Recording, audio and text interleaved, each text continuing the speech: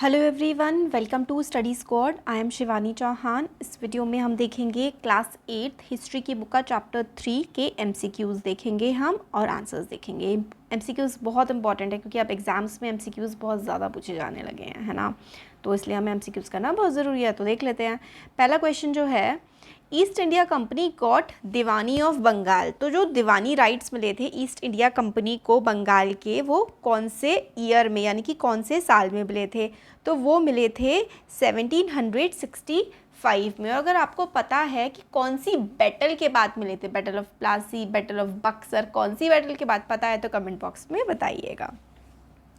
Next question है, a terrible famine had struck Bengal. Bengal में famine का मतलब होता है भूखमरी। बहुत ही बुरी भूखमरी फैली थी, सूखा पड़ गया था और खाने को नहीं मिला था। कब हुआ था ऐसा, कौन से ईयर में हुआ था? तो 1770s के टाइम पे बहुत ही ज़्यादा भयंकर फेमीन आई थी बंगाल में।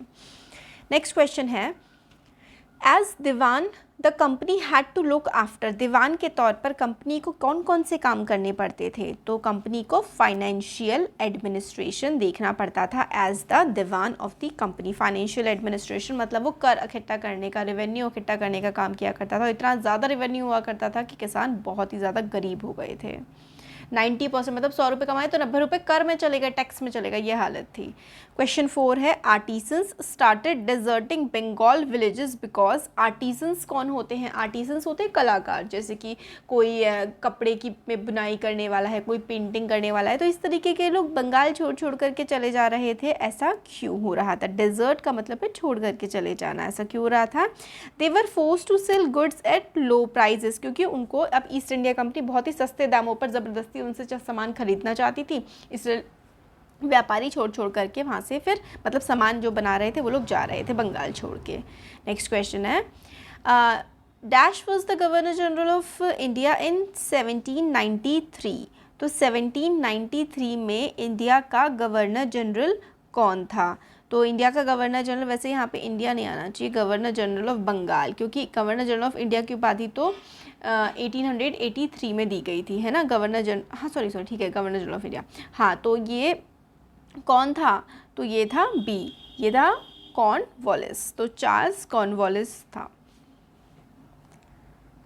नेक्स्ट क्वेश्चन है, under permanent settlement rajas and taluqdars were recognised as. तो परमानेंट सेटलमेंट जो था उसमें राजा तालुकदार को मतलब किस, जो वो थे परमानेंट सेटलमेंट में जो राजा होते थे या फिर तालुकदार होते थे, उनको मतलब क्या बोलते थे, उनको किस तरीके से रिकॉग्नाइज़ किया जाता था? तो वो ज़मींदार के रूप में उनको रिकॉग्नाइज़ किया जाता था, ज़मींदार बोला जाता था तालुकदार वगैरह को।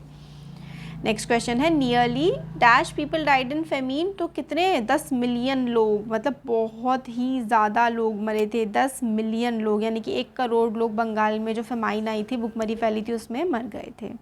नेक्स्ट क्वेश्चन है, देखो, many cultivators loss there land because. काफ़ी सारे कल्टिवेटर्स का मतलब होता है जो सामान कल्टिवेटर्स का मतलब जो खेती करते हैं। काफ़ी सारे खेती करने वाले लोगों की ज़मीन चली गई थी। क्यों? क्योंकि रेंट बहुत ज़्यादा हाई था, क्योंकि ज़मीन का जो कर था वो बहुत ही ज़्यादा हाई था और उसको पे करना बहुत ज़्यादा मुश्किल होता जा रहा था।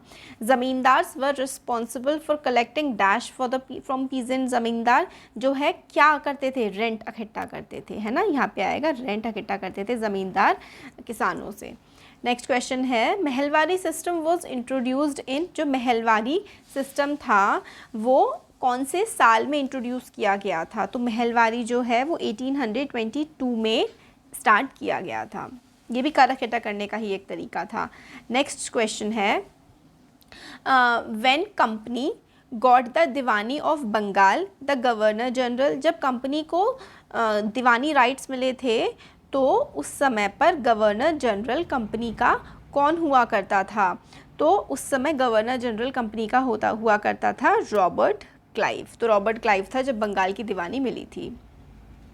ठीक है, नेक्स्ट क्वेश्चन है, under the Mahalwari system each were called Mahal.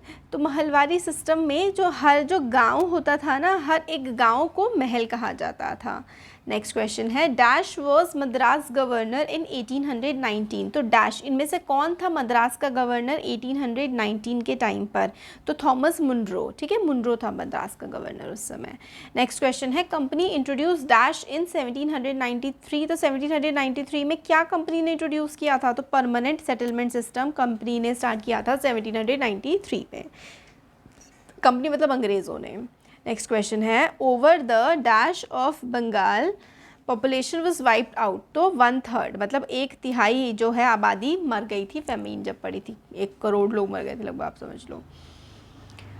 Dash was introduce इन 1819 में रियोतवाड़ी सिस्टम लागू किया गया था। नेक्स्ट क्वेश्चन है Morris cotton print was invented by. तो मॉरिस कॉटन किसने इन्वेंट किया था? तो ऑब्वियसली विलियम मॉरिस ने किया था, विलियम मॉरिस। नेक्स्ट क्वेश्चन है dash collected revenues under Mahalwari system. Mahalwari system के टाइम पर कौन मतलब रेवेन्यू कलेक्ट करता था? तो विलेज हेडमैन जो होते थे ना, जो विलेज के हेड होते थे, वो महलवारी सिस्टम के तहत जो कर है वो इकट्ठा करते थे, गांव के जो हेड होते थे। Next dash devised Mahalwari system in 1922। Mahalwari system किसने स्टार्ट किया था? तो हॉल्ट मैकेंजी, देखो एम और एम, महलवारी और मैकेंजी, ठीक है, हॉल्ट मैकेंजी ने महलवारी सिस्टम स्टार्ट किया था। ये नेक्स्ट है इफ़ ज़मींदार डिडंट पे रेवेन्यू देन ब्रिटिश। अगर ज़मींदार जो है रेवेन्यू नहीं पे करते तो ब्रिटिश क्या करते थे? लैंड को ऑक्शन कर देते थे। ऑक्शन कर देते थे का मतलब होता है कि वो ज़मीन की बोली लगवा देते थे और किसी और को बेच देते थे अगर ज़मींदार कर उनको नहीं देते थे तो ये कुछ क्वेश्चंस हैं, काफ़ी इंपॉर्टेंट क्वेश्चंस हैं, आप लोगों से एग्जाम्स में पूछे जा सकते हैं। और चैप्टर तो हम ऑलरेडी इसका बना चुके हैं हमारे चैनल लर्नर वी पर, अगर आपने नहीं देखा है अभी तक तो वहाँ से जाके देख सकते हैं। अच्छा लगा है वीडियो तो चैनल को सब्सक्राइब करिए और अपने फ्रेंड्स के साथ भी इसको ज़रूर से शेयर करिए। Thank you.